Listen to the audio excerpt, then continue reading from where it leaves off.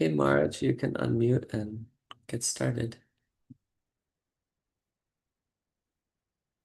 Oh, was I muted? Should I sing? Yeah, if you are inclined, we love it. Okay, we'll do a quickie.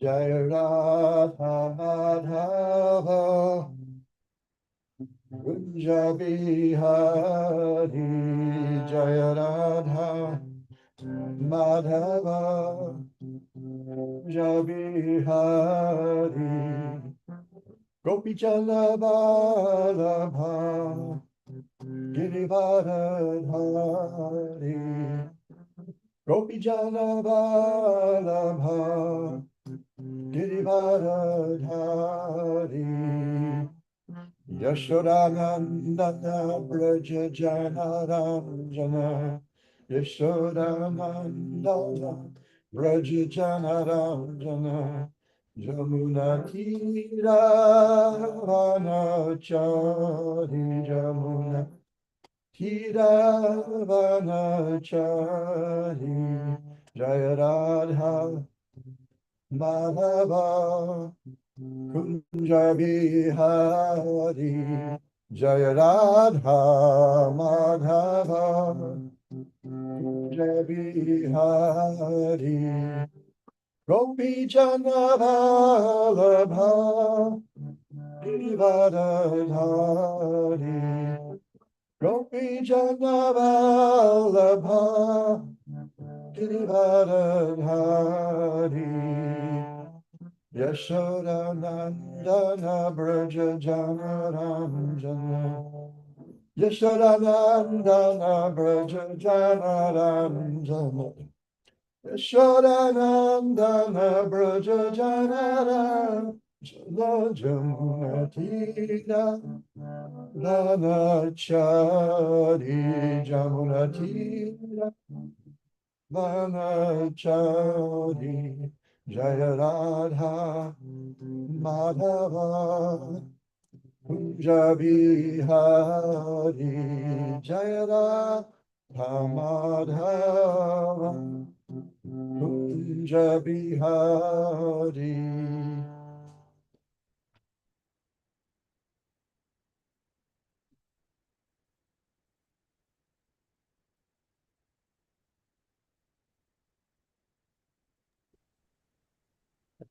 Om Namo Bhagavate Vasudevaya. Om Sudevaya. Namo Bhagavate Vasudevaya. Om Namo Bhagavate Vasudevaya. Om Namo Bhagavate Vasudevaya. Om Namo Bhagavate Vasudevaya. So this morning, we'll take a look at Srimad Bhagavatam, Canto 1, Chapter 2, Text 10. Oops, now I'm looking at 9.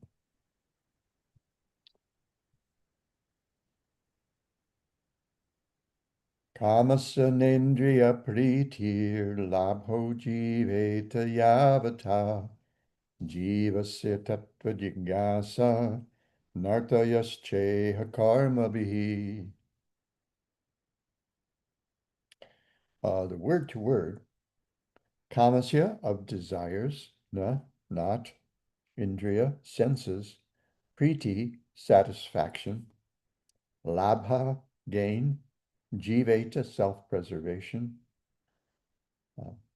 yavata, so much so, jivasya, of the living being, tattva, the absolute truth, jignasa, inquiries, not, artha, end, ya cha iha, whatsoever else, karmabhi, by occupational activities.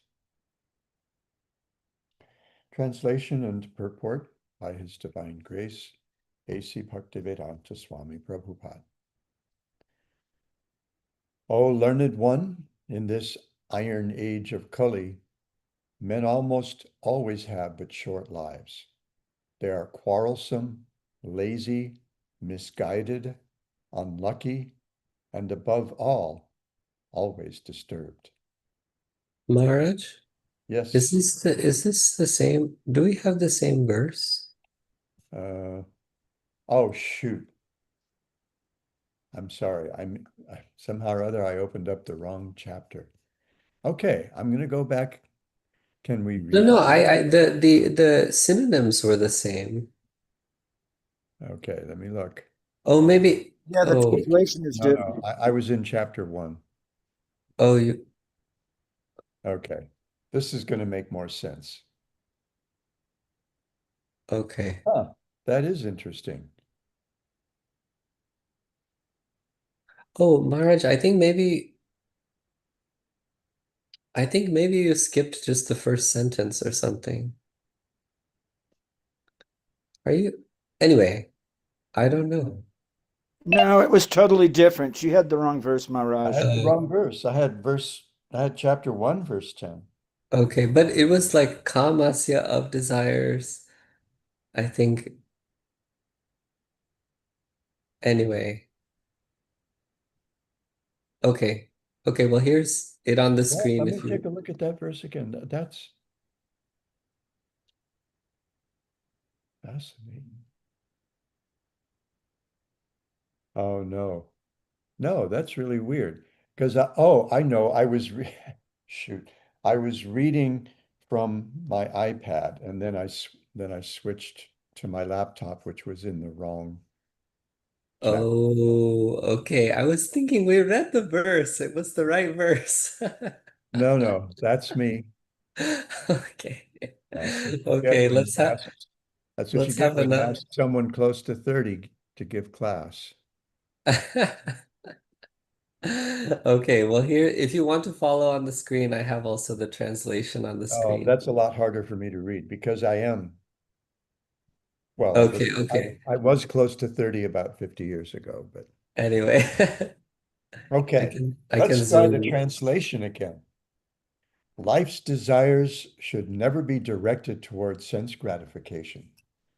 One should desire only a healthy life for self-preservation, since a human being is meant for inquiry about the absolute truth.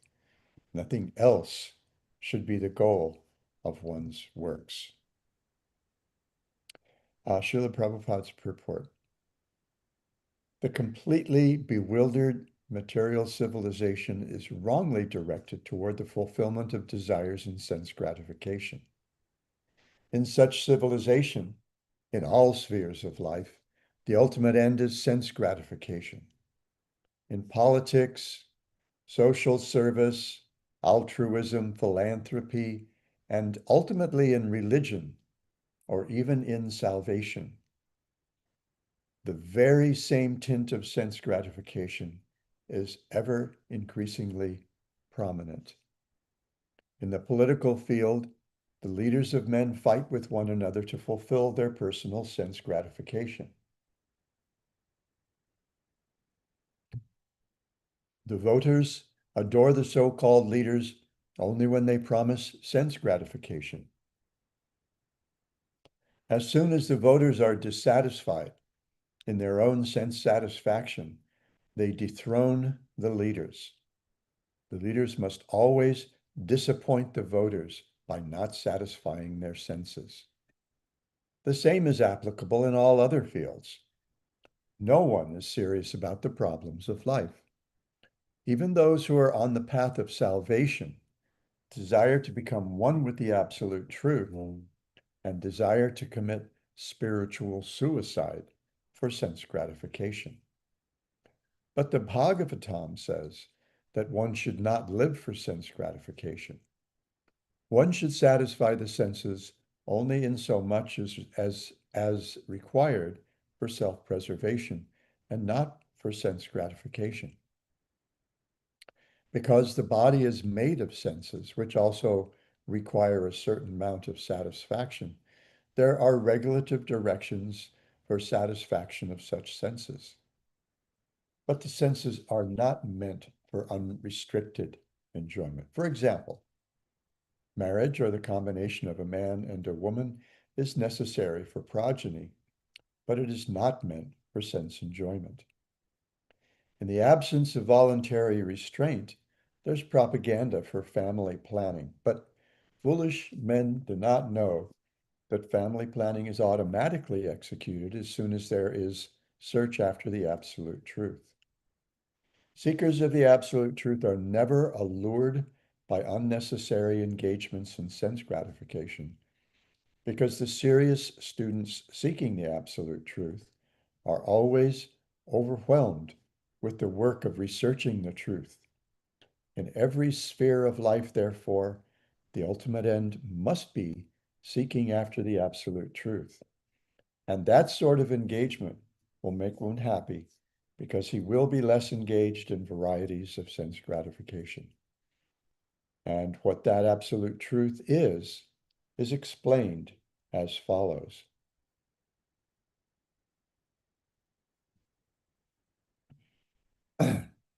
We have a cliffhanger. Om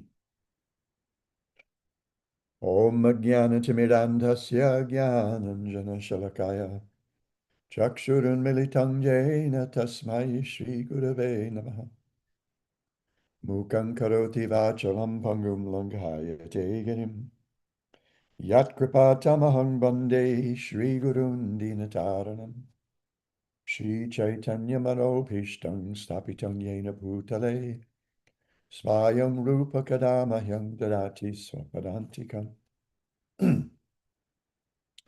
Namo Vishnu Padaya Krishna Preshtaya Bhutale Srimate Bhaktivedanta Swaminiti Namine Namaste Saraswati Devi Gauravani Pracharine Nirvishesha Shunyavadi Paschatya Deshatarine Vanchakalpatarubhyascha Kripa Sindhubhya Eva Cha Patitanam Pavanebhyo Vaishnavebhyo Namo Namaha.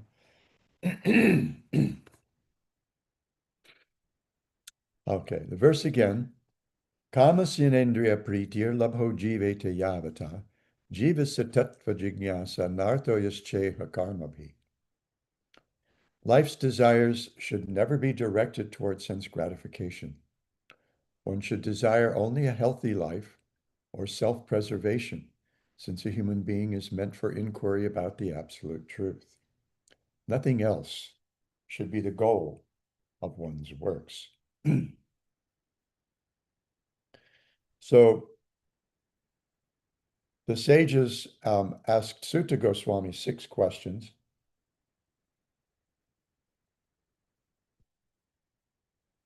And here he is, here he's answering as we saw the other day. He's answering the first and or the second of those questions, which are about what kind of activity yields the ultimate good for human beings, and what the essential instruction of the scriptures are. So we see this here in these verses of the Bhagavatam. And since Kalakanta Prabhu pointed out that Srila Prabhupada once mentioned that yesterday's verse is the most important verse in the Bhagavatam. Let's just take a look at these verses in context. So the other day we read text 7, by rendering devotional service unto the personality of Godhead Sri Krishna, one immediately acquires causeness, knowledge, and detachment from the world. So we talked about how those things are byproducts, I guess is one way of putting it, of devotional service. They aren't the means to it for attaining bhakti. Cultivating some transcendental knowledge and some detachment from the material world can be a little helpful at the beginning, Rupa Goswami says, but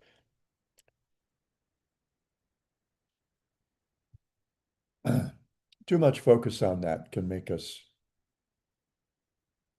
a little hard-hearted and more eligible for the kind of jnana that yields this sort of sayujya mukti. And then he says, uh, the occupational activities a man performs according to his own position are only so much useless labor if they do not provoke attraction for the message of Godhead. Shrama eva hi kevalam.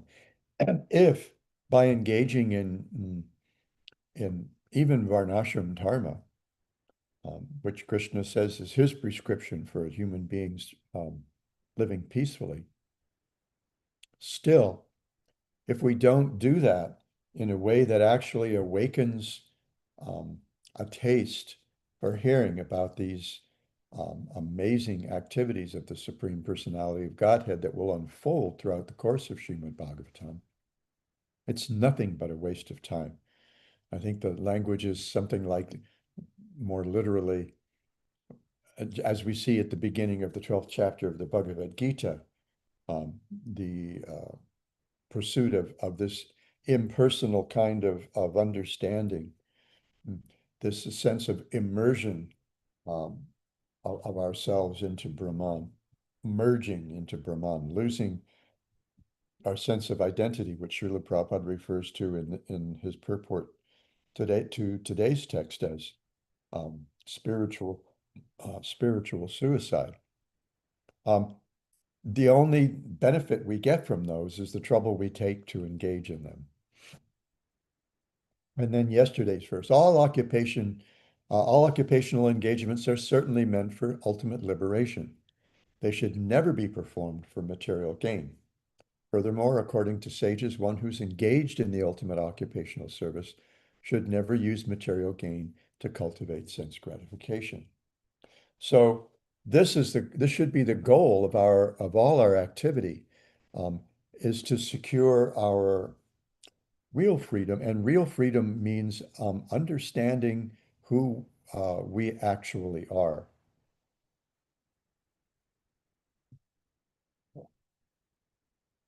Pardon me. And this is what human life is actually meant for. Humans humans are distinguished from other creatures um, because of their they have a, a finer intelligence available to them. They have senses of a sense of discrimination that goes beyond just judging whether something is going to make me happy or whether it's going to harm me. Uh, whether someone wants to be my friend or wants to instead exploit me. Um, whether um, whether that car will get me all the gals or whatever it is, that we have a sense, a finer sense of intelligence that's actually affords us the ability to ultimately discriminate between what seems to be for our immediate good, prayas, against what is for our ultimate good, or shreyas, our long-term good. Um, so since that finer intelligence is what distinguishes human beings from other creatures, that is the purpose of human life. That's the real purpose of human life, is to get beyond just um, what we sometimes used to talk about as living to eat, to kind of boil everything down, to eating to live. And real life means a life of self-realization, a life of living and behaving in self-realization. So Srila Prabhupada, in his purport, he talks about, he writes about how we, whatever it is we engage in, it's all really meant for me. So as I often point out, the Bhagavatam begins by telling us that this is a subject matter best suited for those who've already seen through the the facade, the false front of sense gratification in all, in all its in all the forms that it may present itself. So the Bhagavatam, just as the Bhagavad Gita ends by telling Arjuna, Krishna is telling Arjuna, completely, just completely reject any conventional sense of dharma, sarva dharman parityajya, completely reject it, not just tyajya, not just renounce, but completely reject, parityajya, uh,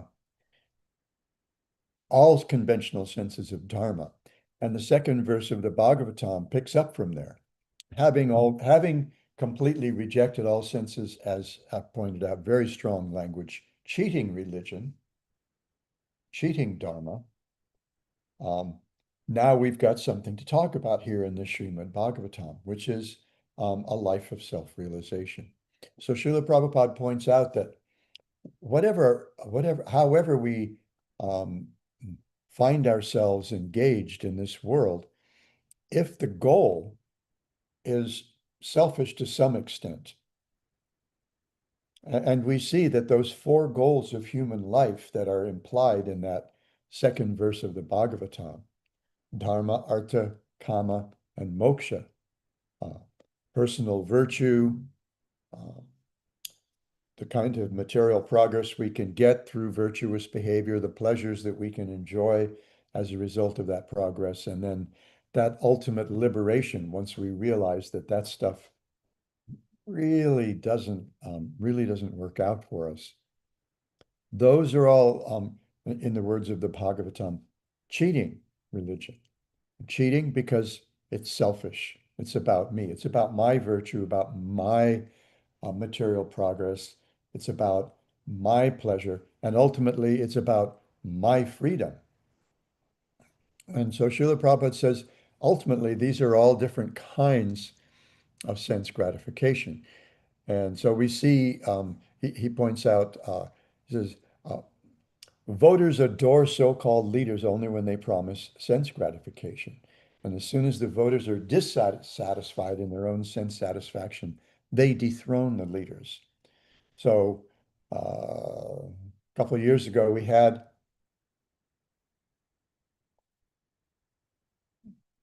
someone running for president of the United States promising everybody prices of everything, prices of eggs, prices of gasoline, prices of milk, that'll all come down first day of my administration. Um, and um, and another thing he promised was no more wars. I am peace, he said. I am peace. And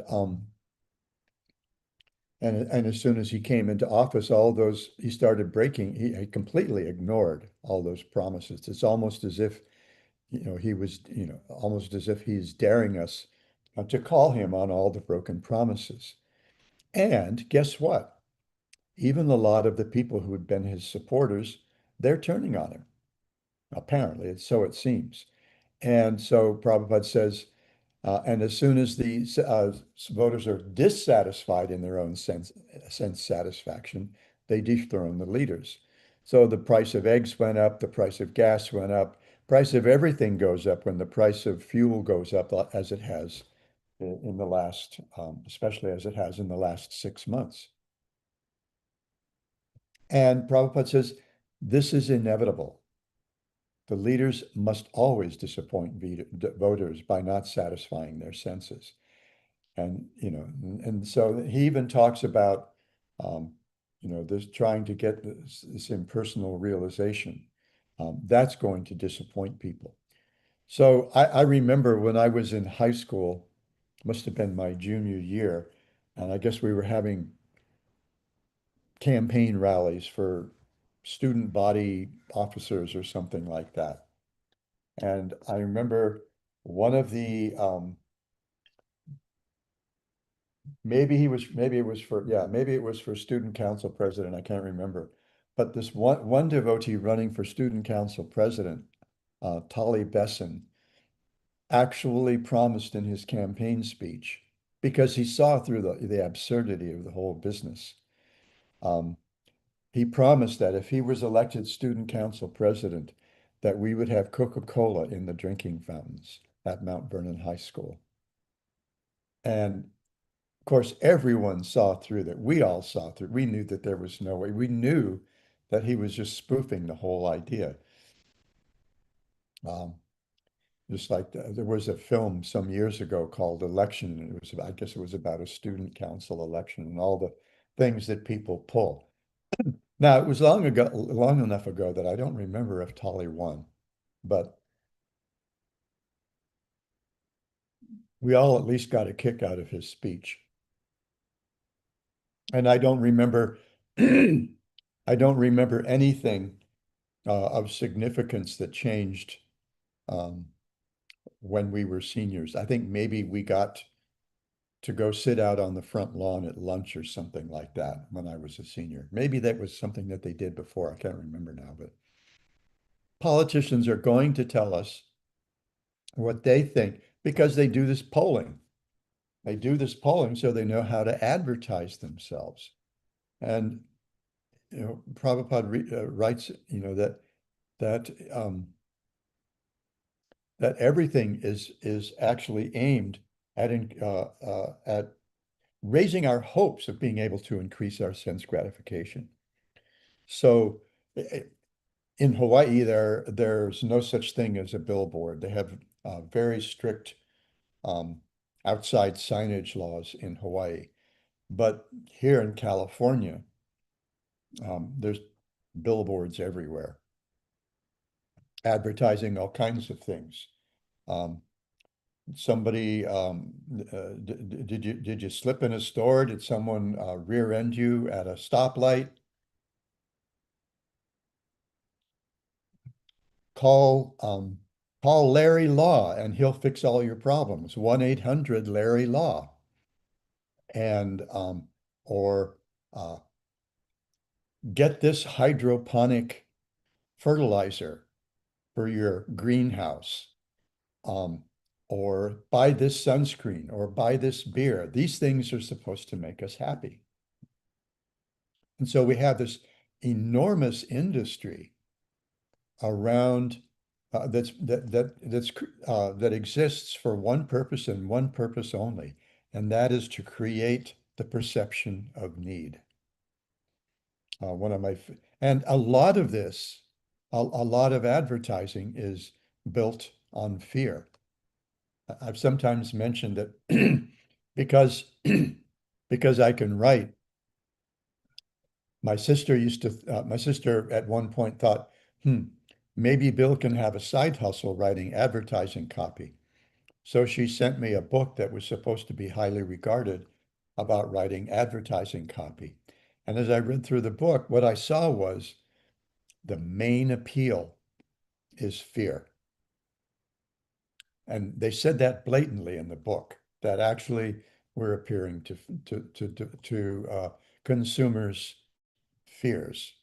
We appeal to those fears, we arouse those fears, and we suggest a way um, to to alleviate those fears. So back in the early 60s, I don't know if they still even have dial soap or anything like that, but they used to have these commercials where people would be on the subway and someone would have his arm up holding the strap or holding the bar in the subway, and there would be a wet stain on on their shirt. And then someone else who's a little bit shorter and is standing right next to them and sitting there with their face practically in the person's armpit. And the tagline was, aren't you glad, aren't you glad you use dial? Don't you wish everybody did? Complete appeal to fear. Uh, and it's either fear of getting something, or the fear of not getting something, that fear of missing out. That's one of our things, so, you, we would advertise, they would advertise colognes on TV. There was one cologne called High Karate. I don't remember why, but the goofy TV ads where this guy fighting off all these villains and then getting the girls or something like that. Or in the 50s, I remember ads for this hair dressing called Brill Cream. Um, and one of the lines in their jingle was, "The gals will all pursue you. They love to put their fingers in your hair." Ew, greasy Brill Cream stuff. But so we have a whole industry built on creating the perception of needs. See the USA in your Chevrolet. Oh my God, I'm really dating myself now. See the USA in your Chevrolet. So you're going to you're going to enjoy your Sunday drive. You're going to enjoy driving across the US on Route 66 and all these things. And even if even if we are able to attain a little bit of what's being promised us in these advertisements, still, they don't last. So these things are always going um, to let us down. So if we, if we organize an entire society around everyone sort of agreeing to let each other pursue their own sense gratification as long as it doesn't get in the way of my sense gratification. Oh yeah, you can have some prestige as long as it doesn't diminish the prestige I get. Sure, you can have a nice house as long as I can have a nicer house. We had this phenomenon in the 40s and the 50s, and I guess the 60s as well, that we referred to as keeping up with the Joneses. If the if the Joneses got a newer model or a higher, uh, like a more expensive model of the car and they're sitting in their driveway, and you've got this, 4-year-old car that's styling, and this was very much the case back in the 40s and 50s and 60s. They would change the entire styling, the exterior of a car every year. Then that meant you had to go out and get a better car than the Joneses. But the thing is, these things simply lead to frustration. And we need to accommodate the fact that we do have material bodies. But we only need a certain amount of money to get by in this world. We only need a certain amount of food to live a healthy life. We only need to spend a certain amount of time in bed um, to maintain good health. And we need everything else in moderation. We need a social life. Um, we may need companionship. We may need the comforts of family for some period of time. But there are also seasons in our lives, and we understand that, you know, in the first half of our life, we try to put together a life, right? We try to put together an identity. But at a certain point, um, enough is enough. Whether it's along the way and we realize that okay, I'm able to make a lot of money. How can I use that money to benefit others? My family obviously has enough. We have a house with a little bit more room than we need. We have very reliable cars that may not turn people's heads when we drive down the street, um, but make them think that we're not totally shabby. We have plenty of food.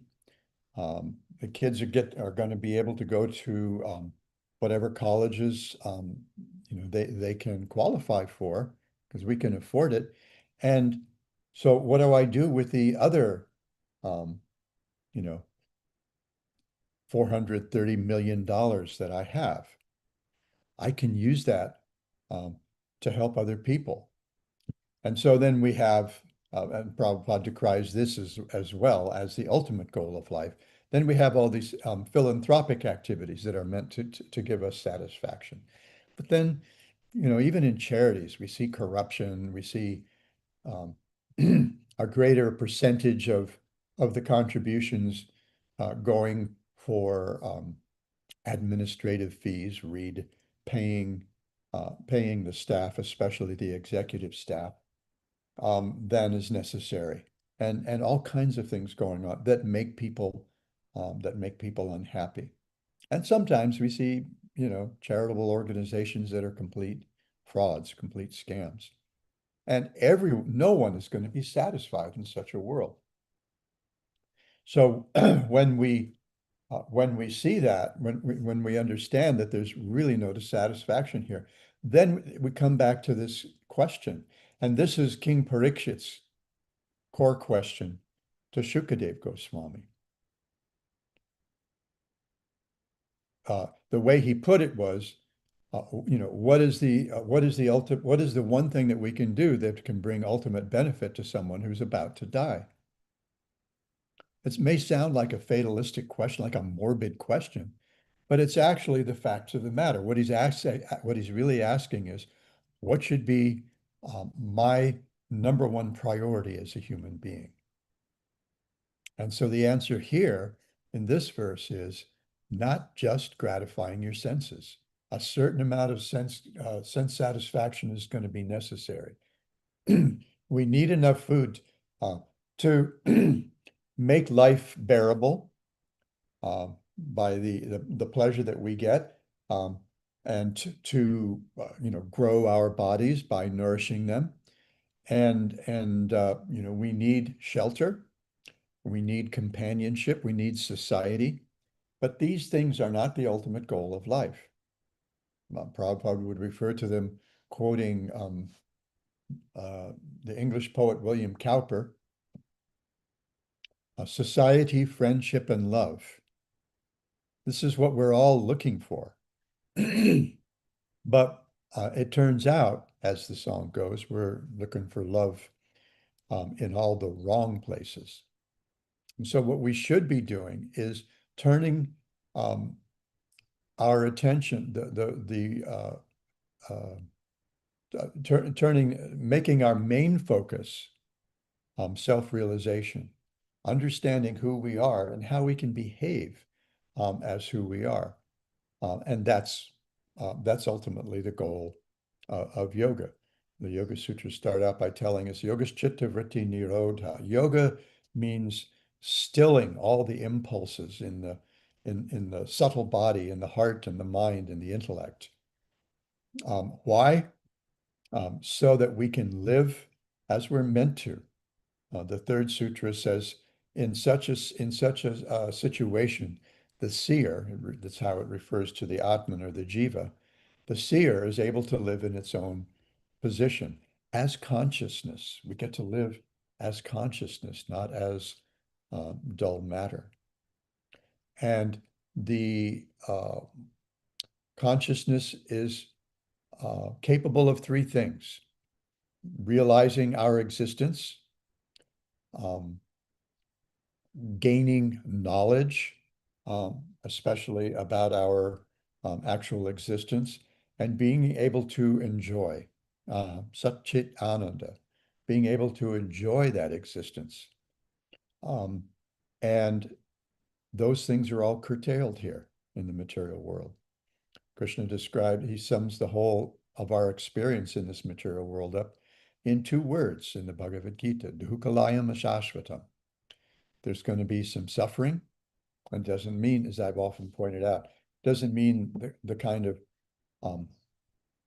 horrible suffering that we see, like in some areas of the western US during fire season, or in our winter and their summer, it'll be Australia.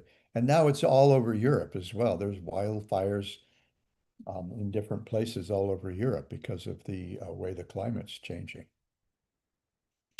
So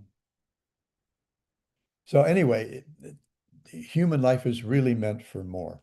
And the Vedanta Sutras begin with that. Atato Brahma Jigyasa.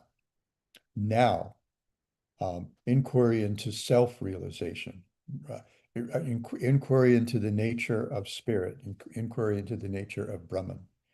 Now that we have a human life, and especially Baladev Vidyabhushana explains in his Govinda Bhashya commentary on the Vedanta Sutra, um, especially once we found the association of real transcendentalists, of devotees of the Lord, this is what our life is meant for, inquiry into the absolute truth. And in Bhagavad Gita, Krishna explains that inquiry as having that kind of approach, the approach to the devotees in making that inquiry as having three aspects. Um, Pranipat, Pariprashna, and Seva. I can't remember if I mentioned this in one of the classes I gave last week. So Pranipat means submission. That doesn't necessarily mean groveling.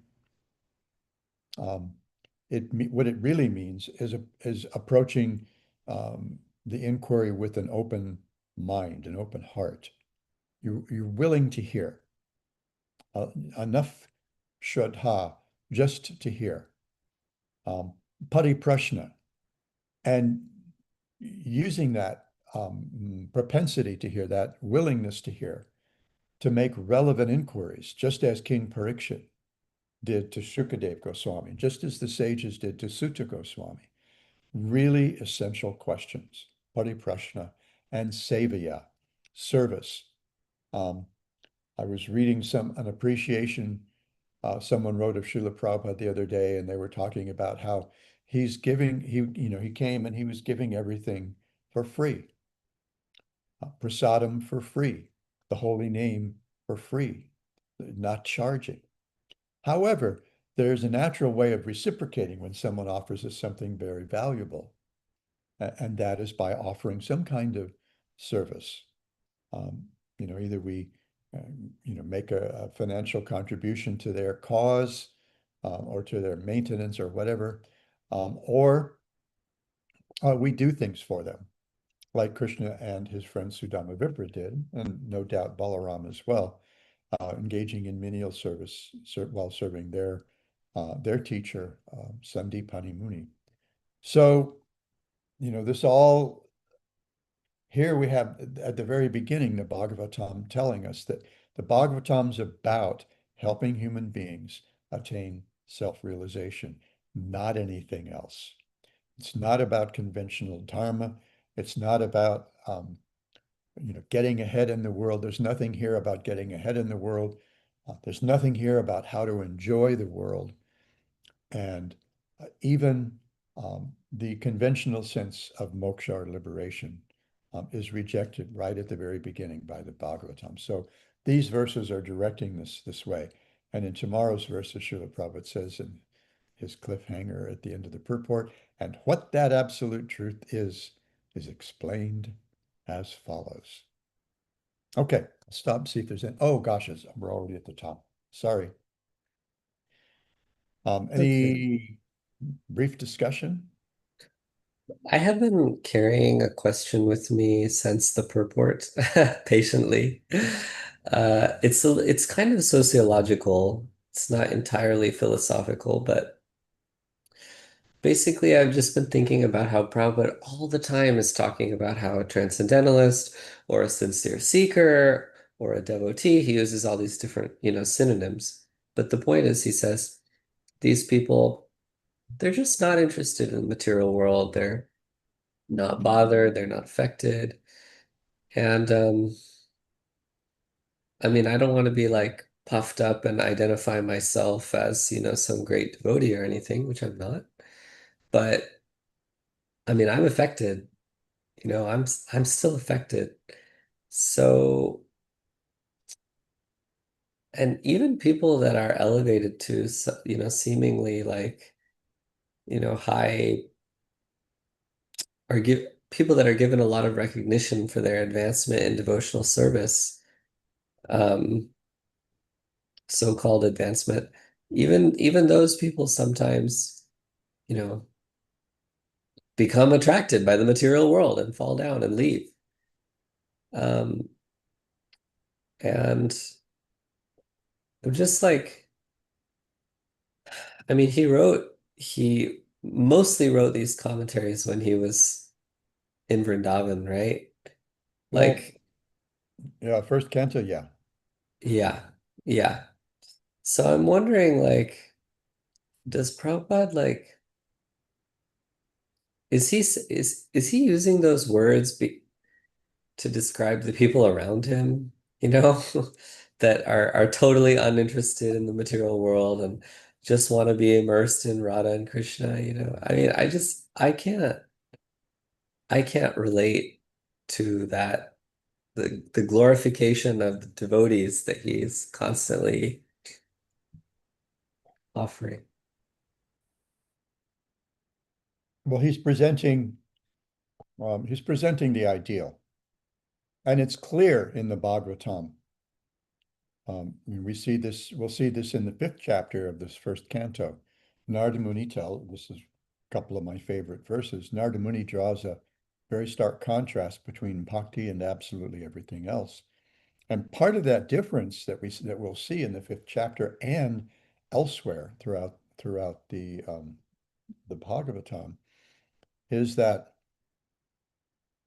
if you want to get any result from the path of karma, the path of yoga, the path of jnana, first of all, there's got to be some mixture of bhakti to attain any success at all. But if you want real success in karma, you have to do it perfectly. You have to do it right. If you don't do it right, you're not going to get the right result. Just like in chemistry class, I don't remember the order, but you were told, don't, when you mix water and sulfuric acid, I think you have to pour the water into the sulfuric acid or something. I can't remember. But because if you do it the other way, there'll be an explosion. So, for karma and jnana and yoga, you have to do everything right. And over long periods of time. If you perform varnashram dharma perfectly for 100 lifetimes, you might get to be a Brahma. Well, that sounds pretty cool. It may sound cool to Mormons or something like that because you get to be a heavenly father, but that doesn't last either. None of that lasts. Um, so what Narada Muni points out is that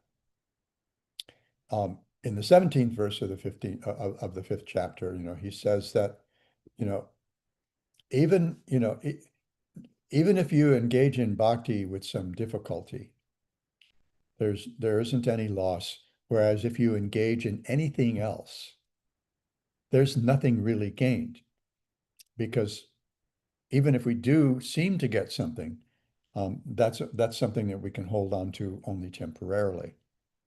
At the very least, we're likely to lose it at the time of death. Material thing, grossly material things. We can't take it with us. But he says, even if someone falls away, in the 19th verse, it says, even if someone falls away from their practice for some reason or another, and as I point out, Prabhupada says because of bad association. He says it twice in his purport.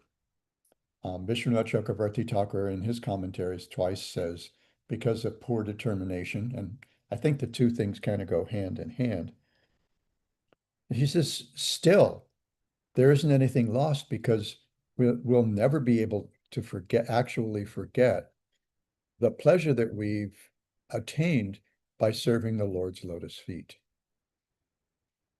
So, and we see, especially in the early parts of Vishwanath Chakravarti Thakur's Madhurya Kadambini, where he kind of traces the points, he shows us what the different stages of bhakti look like. That especially in early stages, there's coming and going. There's running hot, and one of the stages of anishtita bhajana kriya, or unsteady devotional practice, is running hot and cold, running thick and thin. Um, in Sanskrit. But our idiom would be running hot and cold. Sometimes you're fired up, sometimes not so much. So all these things happen. This is, and that's why they're addressed in one way or another throughout the Srimad Bhagavatam. So when we remember who's practicing bhakti, it's human beings. Vishwanath Chakravarti, Srila Rupa Goswami says um, uh, at the beginning of the second chapter of the Bhakti Rasamrita Sindhu that every human being is eligible for bhakti, just as every human being is eligible for taking a bath in the Ganges in the dead of winter. Now, not everybody's going to be able to do that. Not everyone's actually in a position where they can or that they would even appreciate it. But because after all, it's January, February, the water's cold, the air's cold, there's just no relief. Um, so there's where you get your spiritual cold plunge, I guess. But so the more human we are and the more we recognize our humanness, which means the fact that we are, being aware of the extent to which we can be affected by these things. We all want to be appreciated. Most of us need, many of us anyway, maybe need appreciation more than would be healthy for us. Because we need, everyone needs recognition.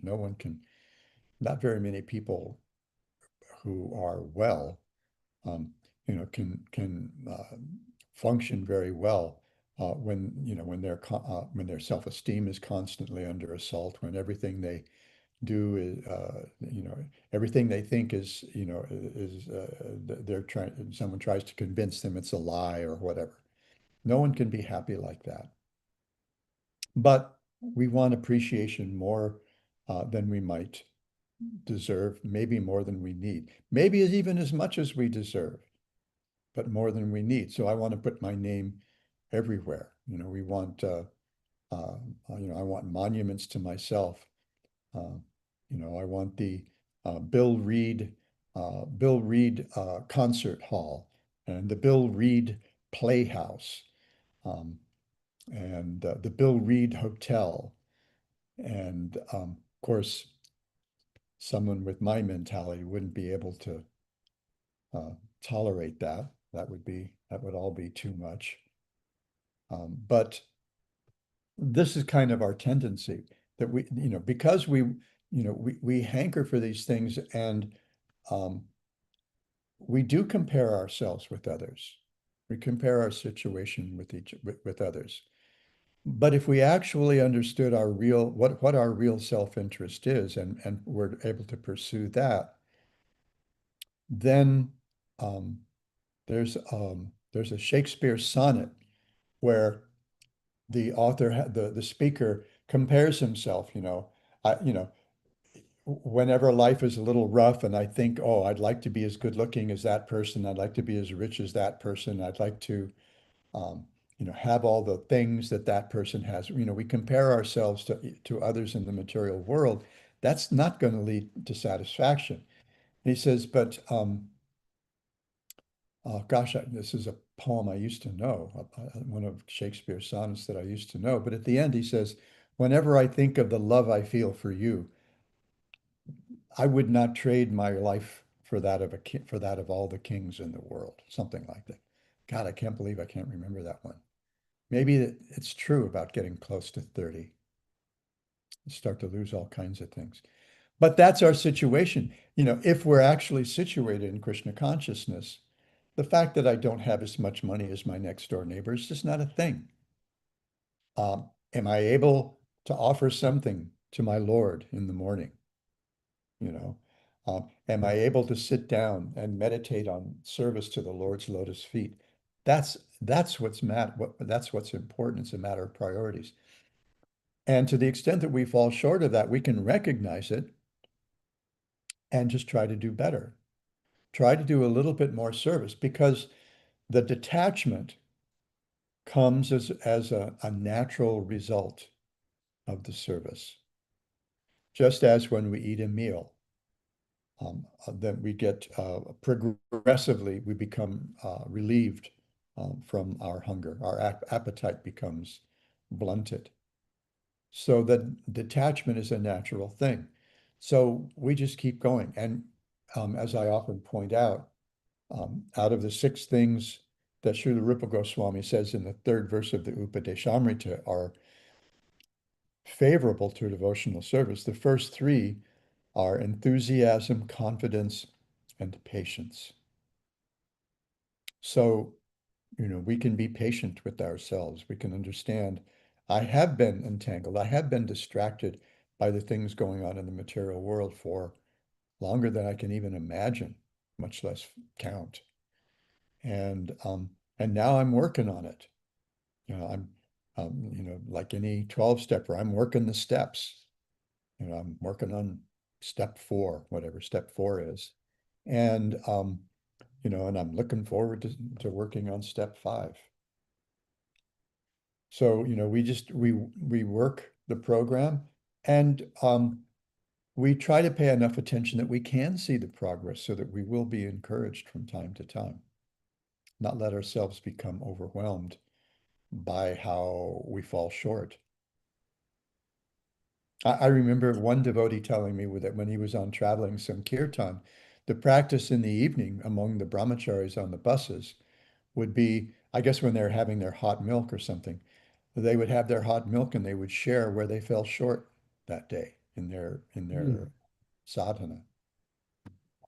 That kind Wow. of vulnerability, that's something. But that's only possible when we admit that we're human beings Yeah, and that we are still affected by these things. Um, and if we look, at how affected we are now compared with how affected we were 5 years ago, if we look at that honestly, we should see some progress. So definitely. Definitely. we should embrace our humanness because that's Yeah. what makes that's what makes it possible for us to practice bhakti. And Yeah. that's all, and that includes all the other stuff that goes with it. The broken hearts, um, the constant falling short of our own ideals, but not to speak of those imposed on us by others and all that stuff. Yeah. I can also visualize a lot of purification and advancement in the next 5 years as I also approach 30. Yeah. Yeah. Yeah, So it's not as much fun as advertised. I can visualize it and as Prabhupada says, I was horrified. Okay. Thank you so much, Maharaj. Thank you. All right. Take care.